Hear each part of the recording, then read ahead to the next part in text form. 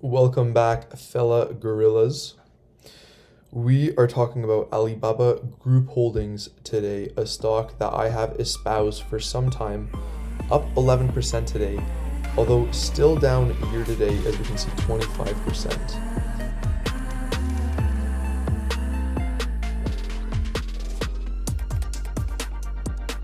This past month, Alibaba has been on a rally 40%, mainly due to geopolitical advances in China. And that's what we're going to be talking about today. Alibaba has been one of my top positions for a while now. I've been talking about it for a while. I'm still holding all my positions. I'm not selling. And it's had quite a wild ride for some time. I mean, in the past year, it's down 30%. Past 5 years, it's down 40%. Since it IPO'd on the US market in 2014, we saw it's down 5% all time. Now, this is ridiculous, and the majority of this has happened since we can see the COVID peak when it was at over $300. It's down 71% year to date, even with this given spike. In the past month, it's up 40%. And specifically today, this increase is a result of geopolitical events, namely that China is finally taking steps to vaccinate and hopefully ease lockdowns in China. Recently, there have been a lot of protests in China, which is unheard of. People have been likening these protests to the Tiananmen Square protests a while ago, and protests like this do not happen in China. I know it's really common in America, where we live in a democratic society, but in a communist regime, if you protest, you can be put in jail.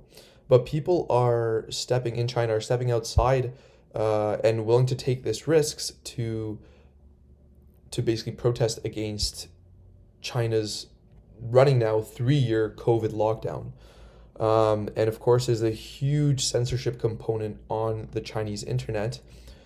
And there have been so many videos that the censorship machine in China has not been able to take down all these videos. And in order to avoid the censorship, a lot of Chinese citizens have done very unique things, such as holding up white pieces of paper in sign of protest that basically symbolize the censorship system in China. And this occurred after. There's always a spark that starts these protests. Sometimes it's the death of someone, and this time unfortunately it was the death after a fire in an apartment building that led to the death of a couple of individuals. So in one video, a man sarcastically sings a patriotic song, and another group of protesters hold up blank pieces of paper and chant in unison. I heard that some chanted for Xi Jinping, China's president, to step down, supreme leader, to step down.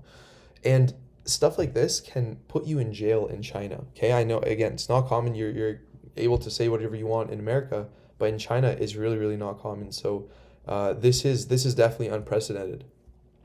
And this just talks about why a lot of Chinese stocks have been on a rally lately. In a press conference on Tuesday, after the protests have been happening, government health authorities announced steps to increase the vaccination rate among China's elderly population. Officials revealed that roughly 66% of citizens over the age of 80 have now received booster shots, up from 40%. China's vaccination rate is one of the lowest in the world.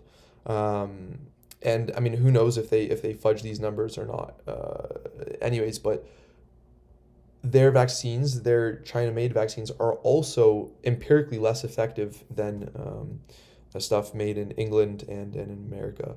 But of course, they don't want to buy vaccines from countries like that. They want to use their own vaccines. So, of course, having a greater percentage of the most vulnerable population fully vaccinated is seen as an important step to fully reopening China's beleaguered economy. And of course, if you have an economy that's shut down, services like Alibaba, Baidu, other Chinese stocks are going to take a hit. And so a lot of people are celebrating this news, sending Alibaba shares up by 11% today, which is not really what we see right now when we look at the Chinese market. Overall, it's just been taking a beating. And if we look at Alibaba's September quarter 2022 results, which they released recently on November 17th, they generated another quarter of healthy revenue growth, 3% year over year. And I mean, when you look at Alibaba's stock, price to earnings ratio of 130. So I mean that's why the stock price has been falling down quite drastically, is because usually this is a company with double digit growth. I'm not sure if this PE ratio is actually quite accurate, but if you look at the September quarter, 3% year over year revenue growth is not good, but I think it's good considering the circumstances of lockdowns in China. Income was actually up 68% year over year, but this is primarily attributable to an increase in adjusted earnings before interest, taxes, appreciation, and amortization. And so adjusted EBITDA was an increase of 29%. So still, relatively healthy. But net loss was 3.1 billion compared to net income of 3.31 in the same quarter of 2021.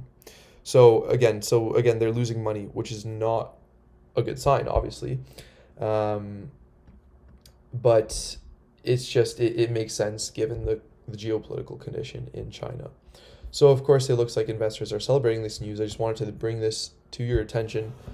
Again, I haven't been making videos. I've been busy with med and my PhD stuff. I want to do a little bit more vlog type stuff, such as how I got into med school, etc. But that's for another day.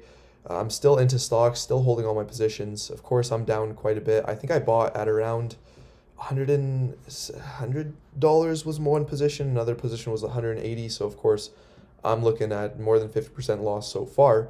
However, I do think that Alibaba, I mean, so overall, what Alibaba needs to do, well, I mean, one, China policies needs to ease in terms of lockdowns, and number two, they have to pass U.S. auditing, and it looks like Xi and President Biden have met recently, and although this is the first time that they've met in person, I think, in a while, so which is a good sign for political dialogue between these two behemoths of countries. But I look forward them to potentially working more together so that Alibaba doesn't get delisted. So two things I think will drastically increase the share price: one, easing of COVID lockdowns, vaccinate the older population, and of course the second thing would be better relation between U.S. and China, which would mean access to auditing things that the U.S. needs in order to keep listing Alibaba on the New York Stock Exchange. So again, thanks for your time. Just wanted to share this news. Still on that Alibaba grind. It doesn't stop. Let's go. Gorilla Gang, baby. Ride or die. Anyways, peace out. Let me know what you think of this video. Like it, leave a comment, and yeah, sorry I haven't posted in a while. Cheers, guys. Peace.